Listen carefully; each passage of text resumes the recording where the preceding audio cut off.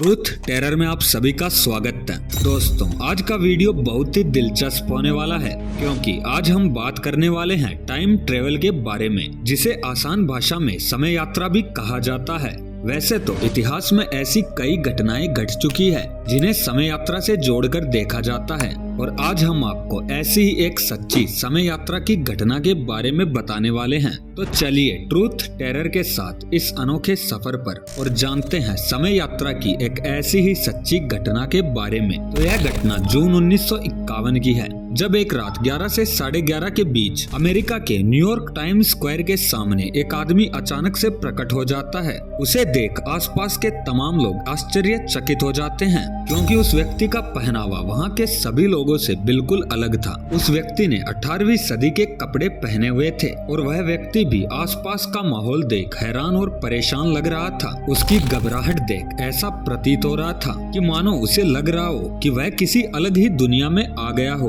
और जब तक कि वह कुछ समझ पाता, इसी बीच वहाँ एक टैक्सी ने उसे जोरदार टक्कर मारी और उस दुर्घटना में उस इंसान की मौत हो गई। और फिर उसकी लाश को पोस्टमार्टम के लिए मुर्दाघर लाया गया, और जब उसकी तलाशी ली गई तो उसके पास बहुत ही हैरान कर देने वाली चीजें मिली थी। उन चीजों में तांबे का एक टोकन था, एक बिल जिस पर घोड़े के तबेले का पता और नाम लिखा हुआ था, और एक बिजनेस कार्ड जिस पर रुडोल्फ फिंच नाम लिखा हुआ था, और इस पर 5th ईव इस प्रकार का पता भी लिखा हुआ था। और उसके पास $70 के पुराने नोट भी थे जो कि एकदम नए लग रहे थे, और एक खत जिस पर 1876 का एक स्टैंप लगा हुआ था। यह सभी चीजें पुरानी होकर भी बिल्कुल नई लग रही थी, और उस व्यक्ति की उम्र भी लगभग 27 से 30 साल के बीच ही थी। इतनी पुरानी चीजों को देखकर वहाँ के सभी पुलिस अधिकारी हैरान और परेशान हो गए। इसीलिए बाद में न्यूयॉर्क पुलिस ने इस केस को इन्वेस्टिगेट करने के लिए कैप्टन रिम को चुना, जो कि न्यूयॉर्क पुलिस में मिसिंग पर्सन डिपार्टमेंट में काम करते थे।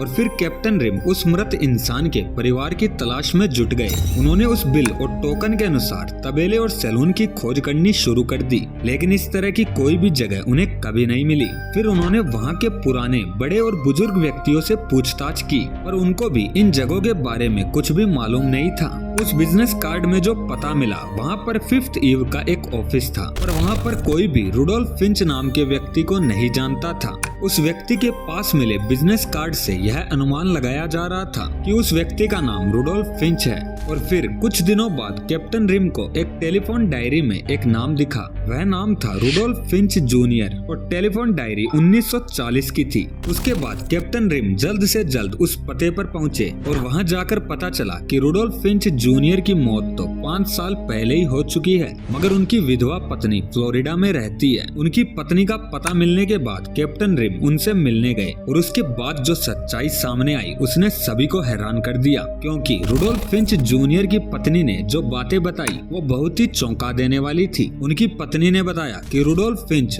फिंच जूनियर के पिता थे, जो कि 29 साल की उम्र में 1876 में अचानक गायब हो गए थे। उस औरत ने बताया कि एक दिन शाम को वो सड़क पर घूमने निकले थे, और उसके बाद से ही ना वो कभी घर वापस आए और ना ही किसी ने उन्हें देखा। और इस घटना की उस समय पुलिस कंप्लेन भी की गई थी। इस बात पर किसी को भी यकीन नहीं हो रहा था कि एक व्यक्ति जो कुछ ही दिनों पहले मरा हो वह 1876 से लापता है। यह सारी बातें सुनकर कैप्टन रिम बहुत ही हैरान और परेशान हो गए, और फिर कैप्टन रिम ने 1876 की लापता लोगों की पुलिस फाइल देखी तो उनके होश उड़ गए, और इस बात पर भी यकीन हो गया कि उस औरत ने जो भी बातें बताई थी वह बिल्कुल सच थी। पुलिस फाइल में दिख रहे इंसान का हुलिया ठीक उसी इंसान से मिल रहा था जो कि उस दिन उस सड़क हादसे में मारा गया था। इन सारी बातों का सिर्फ एक ही मतलब निकल रहा था कि रुडोल्फ फिंच अचानक समय यात्रा करके अपने समय से 75 साल आगे भविष्य में आ गए थे, पर बदकिस्मती से जब तक कि वह कुछ समझ पाते उससे पहले ही उनकी मौत हो चुकी थी। और इस घटना को अब तक की सबसे बड़ी समय यात्रा की घटना मानी जाती है, और तब से रुडोल्फ फिंच को एक समय यात्री के रूप में देखा जाता है